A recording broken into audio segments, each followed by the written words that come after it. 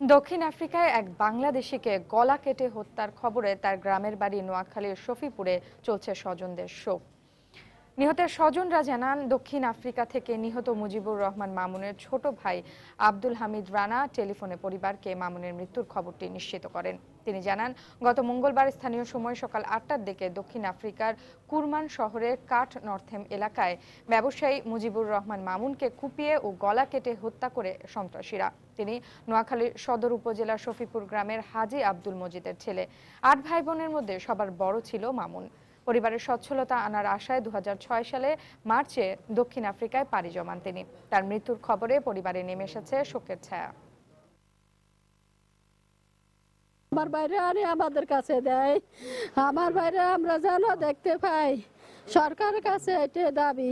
আমার কাছে চারটা সন্তান আছে, ওদেরও তো অভিভাবক। আমার তো বয়স হয়ে গেছে, আমি তো এখন আমার তো অভিভাবক। আমার এই সন্তানে আমি তো এখন সর্বহারার মতো হয়ে গেলাম। বড় ছোট বৃদ্ধ সবাই রাখুন আবেদন, এই মামুনের লাশটা যেন সরকার অতি সত্বর দেশে আনে, দেশবাসী যেন শেষবারের জন্য লাশটি দেখতে পায়।